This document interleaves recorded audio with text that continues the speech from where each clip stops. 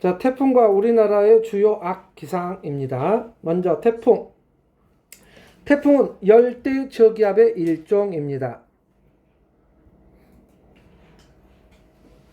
그런데 중심 최대 풍속이 초속 17m 이상의 바람이 불 때 비로소 우리는 타이푼, 우리말로 태풍이라고 하고, 이 열대 저기압을 지역에 따라서 각기 달리 부르는데, 대서양에서 발생하여 미국 동부 쪽으로 영향을 주는 것은 허리케인이라고 하고, 인도양 쪽, 호주 쪽으로 영향을 주는 것은 사이클론이라고 한다. 그래서 열대 저기압의 다른 이름이 되겠습니다. 그런데 이러한 태풍이 발생하는 장소를 보게 되면, 자, 태풍은 위도 5도에서부터 25도 사이, 바꿔 말하면 이것은 적도에서 그러면 틀리고요. 적도 부근에서라고 해줘야 합니다. 위도 0도에서는 발생하지 않습니다. 그 다음에 여기 위도 27도씨 그랬는데 C자를 지우고, 이건 잘못된 거네요. 저희 시 없어요. 그래서. 아, 그런가요? 이미 수정이 됐네요. 25도인데. 근데 이제 25도까지인데 그 이상에서는 수온이 낮아서 태풍이 발생하기 어렵다. 이렇게. 그래서 대체적으로 위도 5도에서부터 25도 사이. 여러분 책도 25도라고 돼 있어? 네. 그러네. 자, 큰 의미는 없고. 자, 그래서 적도 부근 위도 5도에서부터 25도 여기 쓰네요. 여기다 쓰네요. 적도 부근 열대 해상에서 위도 5도에서부터 25도 사이 수온 27도씨 이상인 열대 해상에서 발생합니다.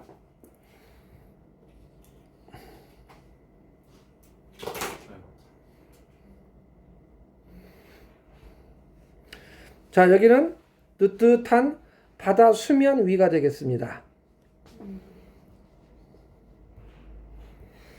증발된 수증기는 눈에 보인다, 안 보인다? 증발된 수증기는 눈에 보이지 않습니다. 여기에 보면은 많은 물들이 담겨져 있는 것들이 보이는데 지금 물이 증발을 하고 있어요. 심지어 나무에서도 증산작용으로 수증기가 날아가죠? 그렇지만 눈에 보이지 않는다. 날아가는 것이. 자, 이렇게 증발된 수증기는 눈에 보이지 않습니다. 근데 이 공기가 상승을 하면서 저기압, 단열 팽창에 의한 냉각으로 습도가 증가하고 그중 상대수도 100%가 되면 일부의 수증기가 액체, 물방울로 변하기 시작하는데 이때 잠열, 숨은 열을 방출해요. 그래서 온도가 낮아질 때, 팽창하여 낮아질 때 온도를 조금씩 낮아지게 해요. 자, 그랬을 때 이 부분을 구체적으로 한번 살펴본다면 숫자에 너무 얽매일 필요는 없습니다. 다만 그 원리만 이해하면 되는데, 자, 숫자를 직접적으로 하는 것은 비교를 위해서, 자, 구름 안쪽과 구름 바깥쪽의 온도가 30도씨로 같다고 가정하자. 원래는 구름 안쪽이 더 따뜻하기 때문에 상승을 하는 거예요.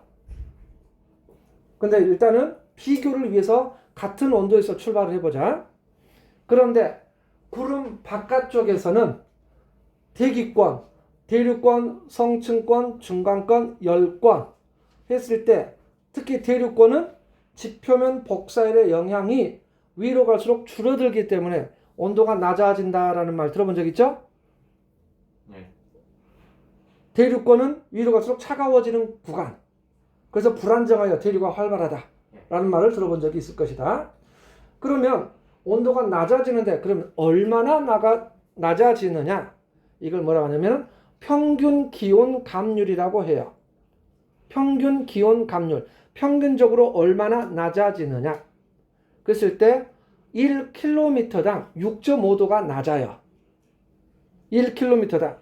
그러면 여기 30도인데 이보다 1km 위에서 온도는 얼마? 23.5도가 된다. 6.5도가 낮음으로 1km당 6.5도가 낮다. 그보다 또 1km 위에 있는 공기는 몇 도? 17.0이 될 것이다. 또 위에는 10.5도씨가 될 것이다. 이래요?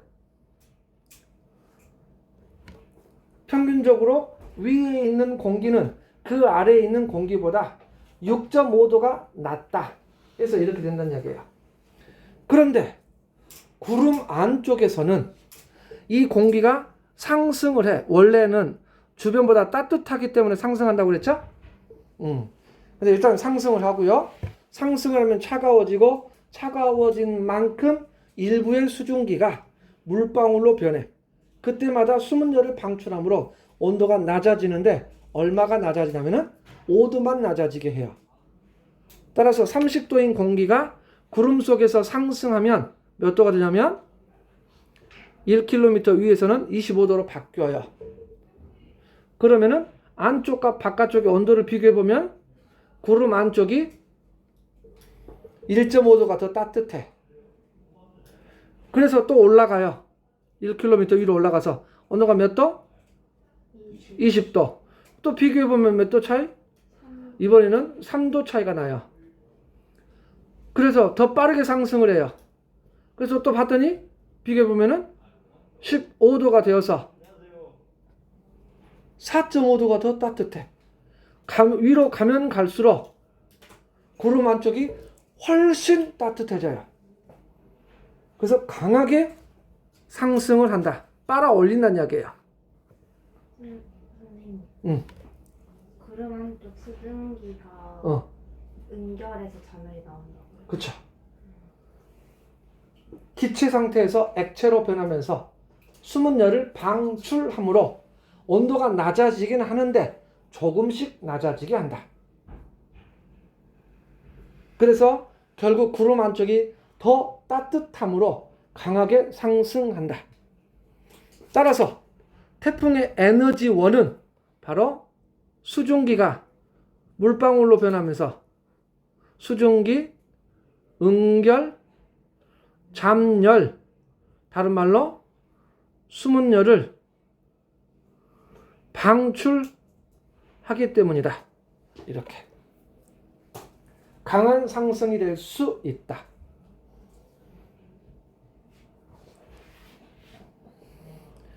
그리고 강한 상승이 되므로 공기를 빨아 올림으로 주변에서는 공기들이 수렴한다.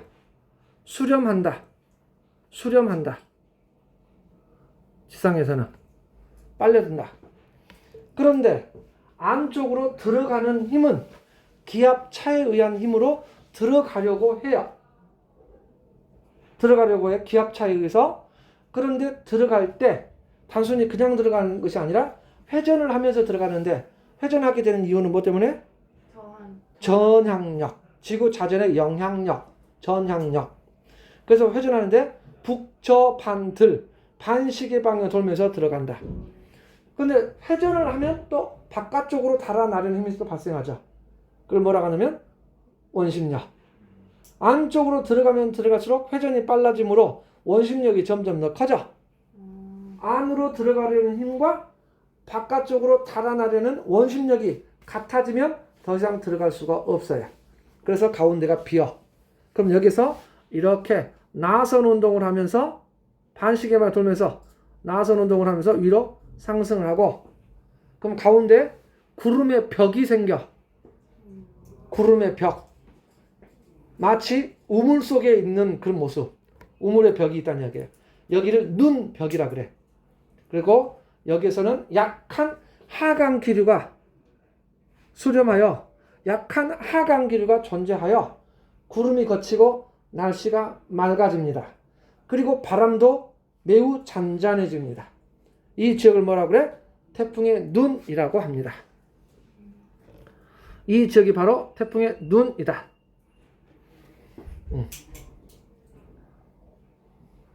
약한 하강 길이로 바람이 잔잔하고 맑음이 된다. 하지만 그 바로 옆에는 가장 센 바람을 맞을 거예요. 그래서 우리가 학생들한테 물어보면은 태풍의 대표라고 눈으로 들어가라 그래 자꾸.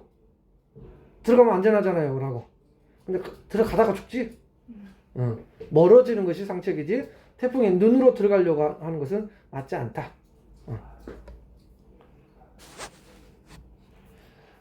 그 다음 태풍의 이동 경로는 포물선 경로를 그립니다. 자, 다음 페이지에 보면 다 나와 있어요. 포물선 경로를 그립니다.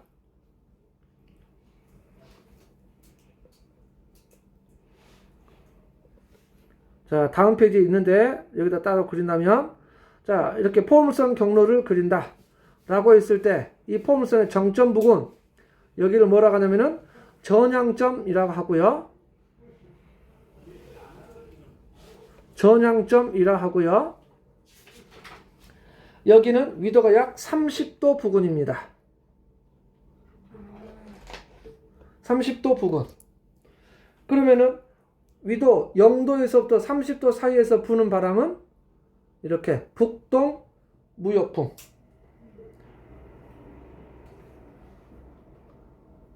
그 다음에 30도, 60도 사이에서 부는 바람은 편서풍.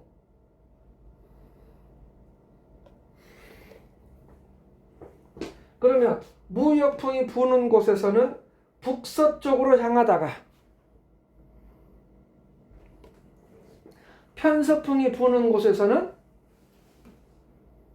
북동쪽을 향한다. 그 말은 결국 포물선 경로를 그린다 라고 할 수 있겠는데, 다만 무역풍이 부는 곳에서는 역방향으로 움직이기 때문에 태풍의 이동 속도가 매우 느리다. 그러다가 편서풍을 만나게 되면 매우 빠르다. 따라서 우리나라에 영향을 주는 태풍에 대한 일기예보를 보게 되면 제주도 남쪽 해상, 필리핀이나 오키나와 쪽에서 영향을 줄 때는 한 일주일 정도를 머물러요. 그래서 많은 피해를 줬다라는 식의 이야기를 해요. 그런데 제주도의 영향권에 들었고 남해안의 영향권에 들어서 조심해야 된다라고 이야기했는데 자고 있나면 없어졌어. 동해상으로 빠져나가고 없다 그래. 학교 갔다 오면 없다 그래. 이미 끝났다 그래요. 그만큼 우리나라 근처를 지날 때는 하룻밤 사이면 이미 지나간다는 이야기예요. 빠르다 이렇게. 그런 경험이 있죠. 자고 있나면 끝났다 그래. 태풍 분다에서 다음날 학교 쉴까봐 기대했는데 끝났다. 그렇죠. 끝났다 그래. 그리고 자 어디 길거리 보면은 밤새 좀 고생한 흔적들, 나뭇가지가 부러져 있고 막 낙엽이 쌓여 있고. 네. 그게 다더라고요. 그게 다야. 그게 다야. 학교에서 열심히 공부하고 집에 갈 때 나 엄마 나 데리러 와 막 연락했는데 끝났어. 네. 학교 있을 때 조금 뭔가 빨리 끝나거나 그럴 것 같은데 그렇지 않더라. 끝난다. 대체로 이동 속도는 편서풍지대에서 빠르지만 가끔은 이게 발목 잡을 수 있어. 그냥 그러려냐고 편서풍지대에서 빠르다라고만 해서 답을 쓰면 틀릴 수가 있는 것이 뭐냐? 태풍의 자료가 주어질 때 일정한 시간 간격으로 태풍의 위치가 점으로 찍어져. 시간대, 날짜별로.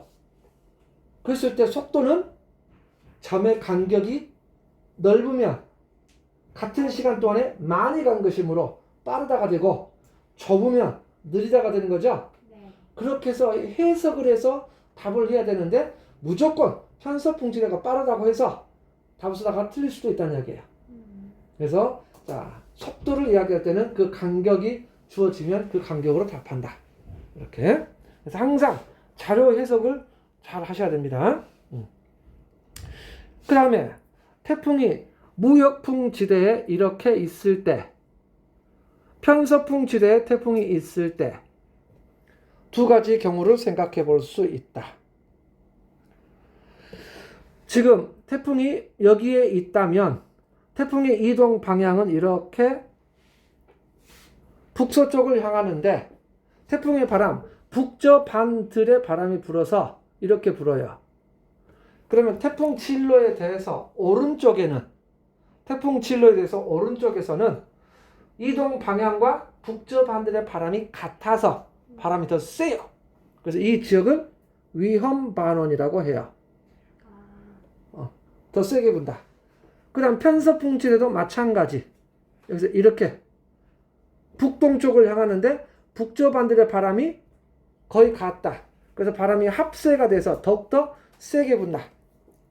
그래서 여기를 위험 반원이라고 한다. 위험 반원. Dangerous semicircle. 반원. 이거 사회 시간에 썼는데. 그래요? 지리?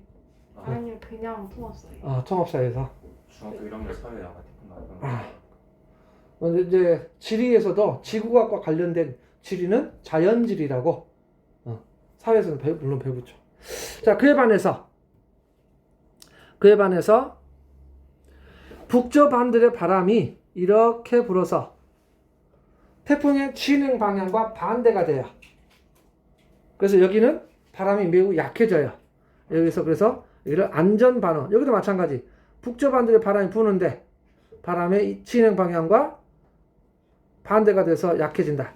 그래서 여기를 안전반원. 왼쪽은 안전반원이라고 한다. 이렇게.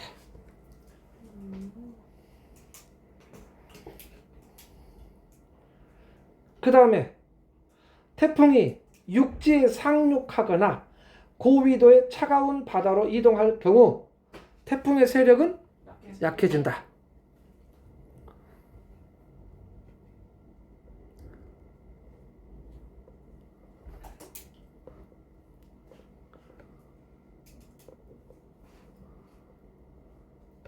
그런데 태풍의 세력이 약해진다를 어떻게 표현하냐면, 자, 중심 풍속이 약해진다. 그러면 진짜 쉽죠. 근데 그렇게 안 물어봐요. 중심 기압이 높아질까 낮아질까? 중심 기압이 낮아져요. 태풍의 세력이 약해진다라고 했을 때 중심 기압이 높아지죠. 맞아요? 네, 높아진다예요. 그러니까 문제지. 그렇지. 자, 보세요. 태풍은 열대 저기압이에요. 네. 주변보다 기압이 낮아서 저기압이야. 근데 중심 기압이 더 낮아지면 주변과의 기압차가 더 커져서 바람이 더 세게 부는 거야. 그럼 중심 기압이 높아져서 주변과 비슷해지면 기압차가 줄어든다는 이야기야. 주변보다 더 높아진다는 말은 아니야. 저기압이기 때문에 매우 낮았어. 근데 중심 기압이 높아지면서 주변과 비슷해져서 기압차가 적어진다는 이야기. 그럼 바람이 약하게 된다는 이야기예요. 태풍의 눈 그거 생각하고 있었는데. 그게 눈이 왜? 눈은 약한 하강기를 안 했어요. 맞아요. 약한 하강기인데 이때 이것도 조금 이따 나오는데 바로 밑에 있어요. 자, 기압값을 보면 태풍의 눈에서 기압이 살짝 높아지는 거 표현되지 않아요. 너무 작아. 너무 그 차이가 적으니까. 그 규모가 아주 약해. 따라서 눈이라고 해서 기압값이 더 높아지거나 하지 않아요. 가장 태풍의 눈이 중심이 가장 낮아요. 기압은. 이렇게. 따라서 태풍의 세력은 약해진다가 중심 기압이 높아진다라고 한다. 조심해야 된다. 근데 그 이유가 뭐냐? 고위도로 이동할 경우, 육지로 상륙할 경우 세력이 약해지는 이유는 첫째, 수증기 없음. 공급이 차단된다는 이야기예요. 차가운 바다는 증발이 잘 안 돼.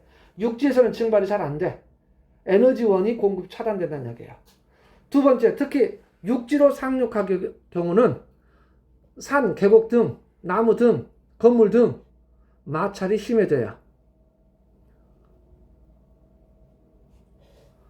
마찰 영향으로 태풍의 세력은 급격히 약해집니다. 특히 이 부분을 조심해야 되겠죠? 바람이 약해진다. 세력이 약해진다. 중심 풍속이 약해진다. 충분히 이해가 돼. 그러나 기압으로 물었을 때는 조금 생각을 해야 된다는 이야기. 그 태풍 태풍의 세력이 약해져서 기압이 높아지는 거예요? 네. 그 말은 아까도 이야기했지만, 자, 우리가 커피잔 같은데 제 그릇에 컵에 물이 담겨 있고 티스푼을 휘휘휘 빠르게 저으면 가운데 쑥 들어가죠. 네. 그래서 이 돌리는 그 힘이 약해지면서 그 높이 차가 점점 줄어들지. 똑같은 거야. 아, 오.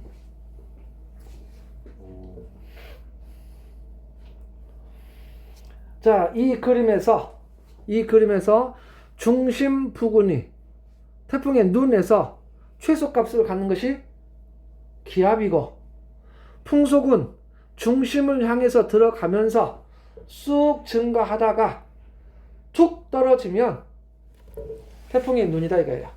그래서 이 칸 채워 넣기. 그런데 어느 한 관측소에서 기압의 변화를 측정했더니 기압이 가장 낮을 때, 그때는 태풍의 눈이 그 관측소를 지날 수도 있지만 그냥 근처를 지났을 때, 가장 가까웠을 때이다 이거야. 따라서 기압이 가장 낮을 때 반드시 눈이 통과했다라고 말할 수 없다. 그럼 눈이 통과했다라고 한다면은 풍속이 강해지다가 툭 떨어져야 한다는 이야기예요. 그래야 눈이 통과했다고, 바람이 세다가 다시 서서히, 굉장히 세다가 다시 서서히 조금씩 늦어지고 태풍의 바람이 약해지고만 있다면 이건 눈이 아니다 이거야. 그냥 지나가는. 그냥 근처를 지나갔다. 그래서 기압이 가장 낮을 때 태풍의 중심에 가장 가까웠다라고 말할 수 있는데 반드시 눈이 통과했다라는 말은 안 된다. 그 이야기는 별개라. 이런 거.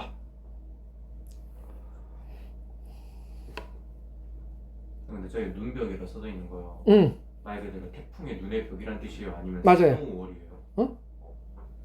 그냥 말 눈의 벽이라는 거예요? 아.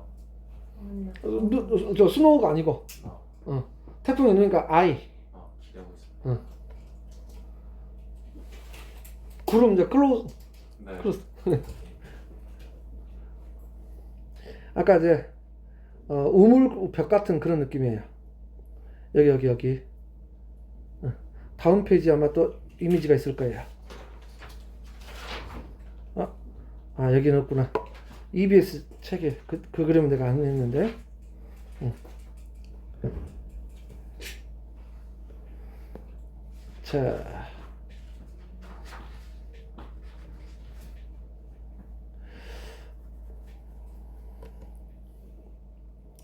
자, 태풍의 이동 경로에서 여기서 기억할 게 있네요. 이렇게 포물선 경로를 그립니다. 그럴 때 이쪽에가 고기압이 위치합니다. 이 고기압 무슨 고기압? 네, 북태평양 고기압이 위치하고, 이 북태평양 고기압의 세력에 따라서 태풍의 경로가 결정이 되는데, 이 북태평양 고기압의 세력이 강할수록 밀어내는 힘이 세. 따라서 더 서쪽으로 치우치고, 세력이 약해지면 동쪽으로 치우치게 한다.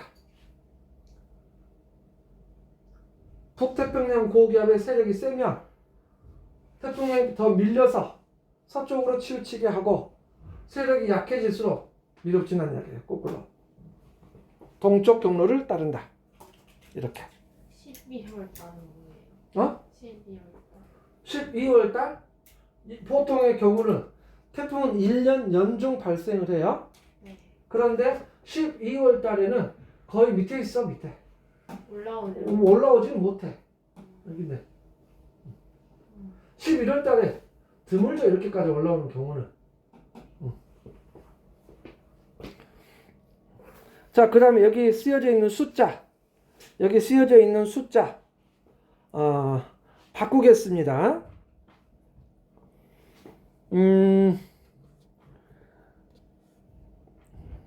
여기를 가려.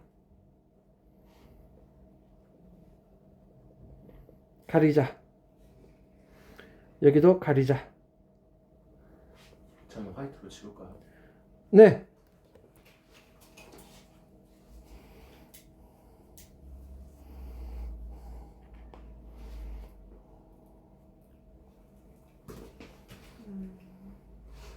지금 여기서 태풍의 이동 방향이 이렇게 돼 있네요. 이쪽으로 이동하고 있다.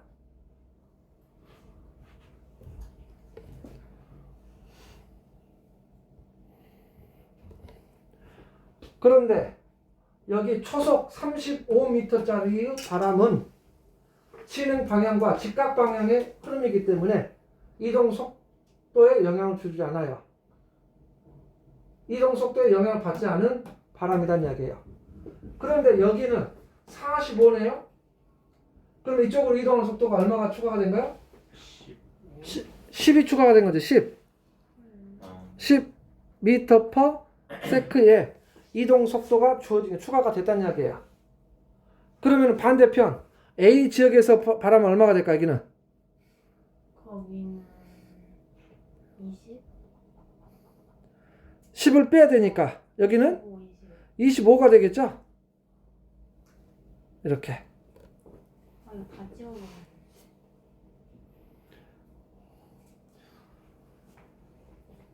자, 여기서 우리가 주어진 것은 이동 방향과 바람의 영향, 이동 속도에 영향을 받지 않는 바람, 속도에 영향을 받은 바람, 이 세 개가 주어졌을 때 이동 방향, 영향을 받지 않는 속도, 영향을 받은 속도.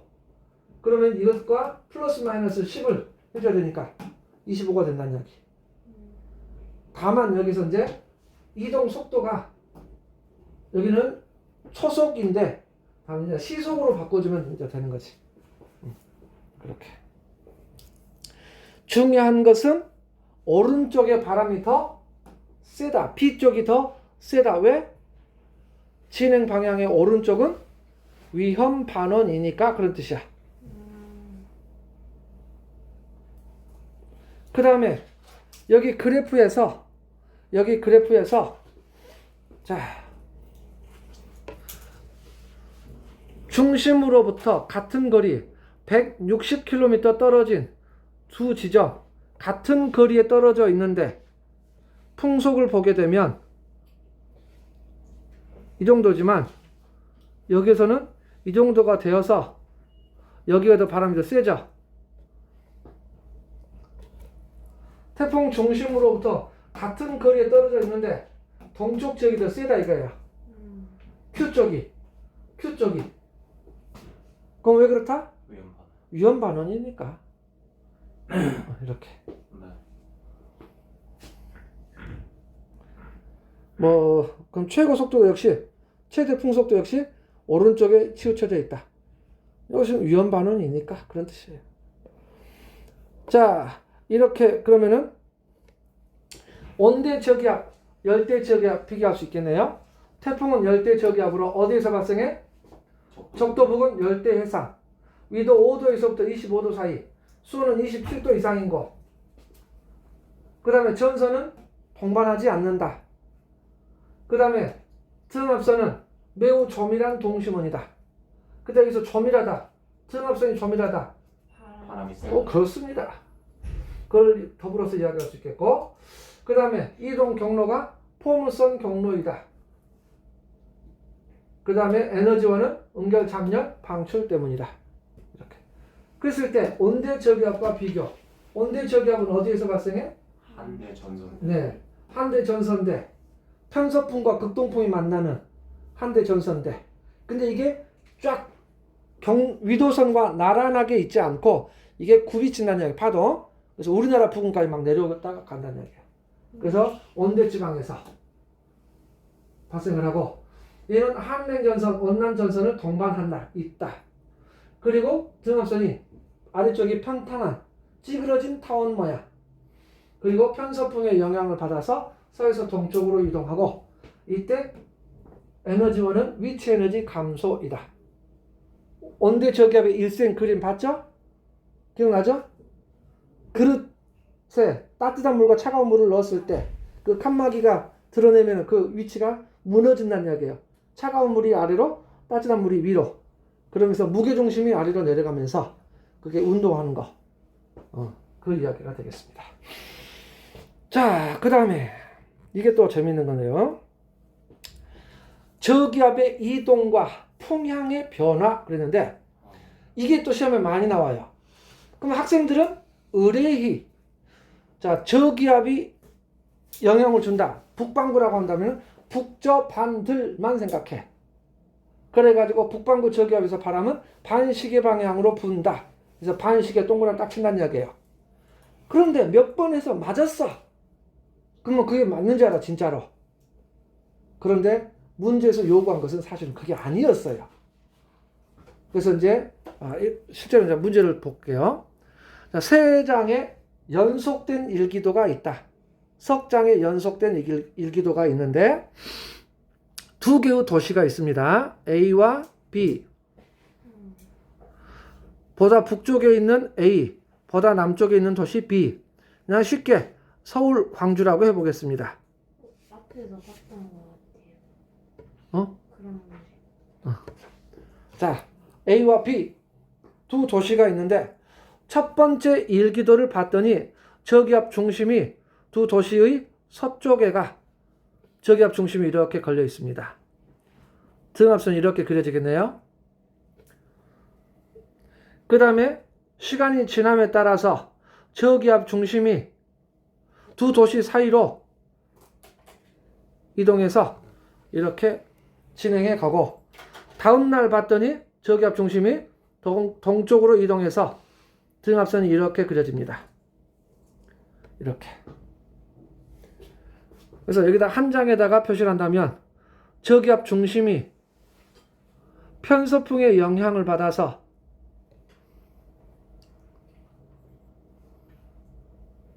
서에서 동쪽으로 진행하고 있다. 그런데 그 진행 경로보다 북쪽에 있는 도시 A와 보다 남쪽에 있는 도시 B에서 풍향은 달라질 것이다. 저기압이 이동함에 따라 저기압 중심이 여기 있을 때, 여기 있을 때, 여기 있을 때 이렇게 진행해 가면서 풍향이 달라질 것이다 이거야. 그러면 북저 반들이므로 반시계 방향 돌면서 들어가므로 여기다 표시한다면 자 A 이렇게 바람이 불고 여기서 바람이 이렇게 불고 여기서는 이렇게 여기서는 이렇게 여기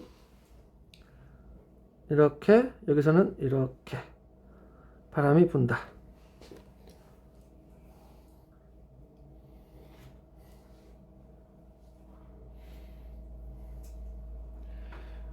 그러면 A 도시에서를 살펴본다면 첫 번째 이 바람을 그대로 여기다 옮겨. 첫 번째 일기도에서 바람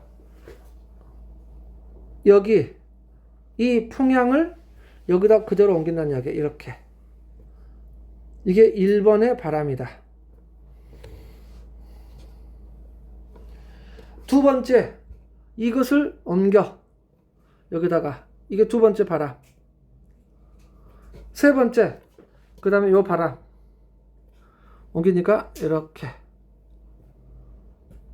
그럼 바람이 어떻게 바뀌어? 1번에서부터 차츰차츰 이렇게 바뀌어간다는 이야기야. 시계 반시계 반시계. 반시계 방향으로 바뀌고 있다. 반시계 방향으로 변하고 있다.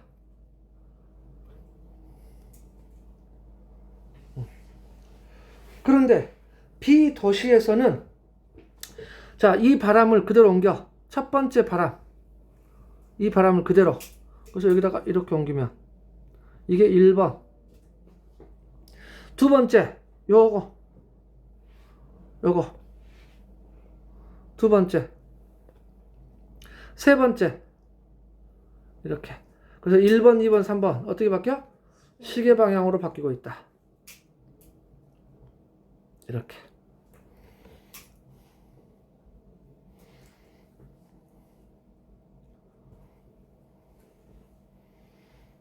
그래서 이것을 어떻게 표현하냐면 저기압이 앞으로 나아갈 때 평형 헤엄친다. 이렇게. 그러면서 앞으로 나아간다. 그래서 오른쪽은 무슨 방향으로? 시계 방향. 시계 방향으로. 왼쪽은 반시계. 반시계 방향으로 바람이 변한다. 이렇게 이해하면 되겠습니다.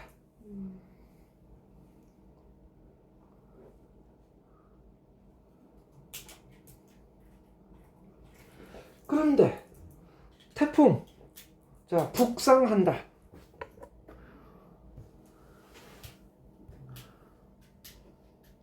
태풍이 북상하고 있다.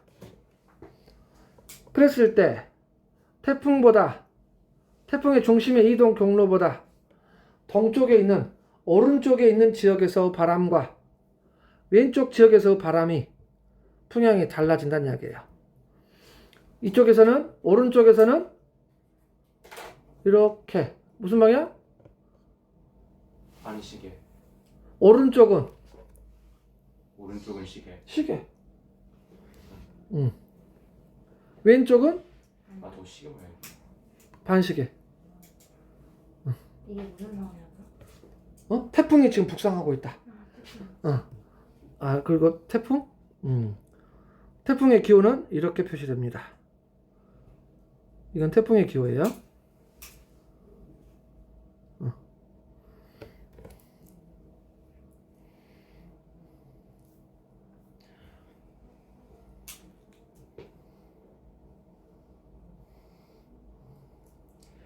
예전에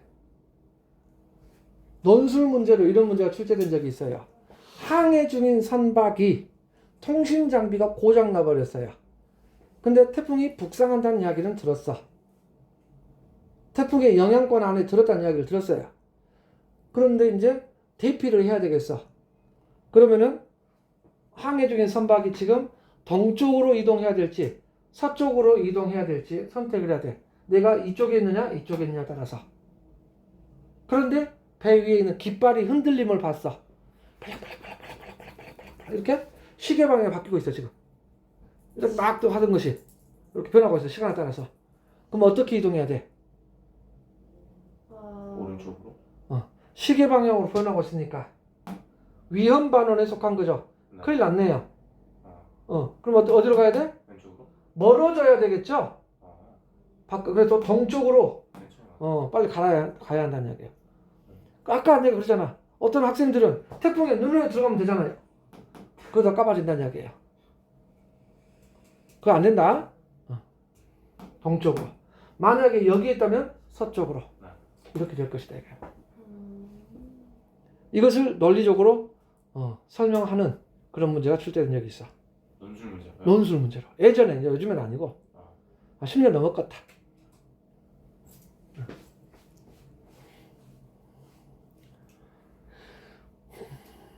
이해됐는가요? 예. 네, 좋습니다. 자, 태풍 내용이 끝났습니다. 문제 왜 저렇게 많다? 어? 문제가 많네요. 네, 잠깐만 쉴까요?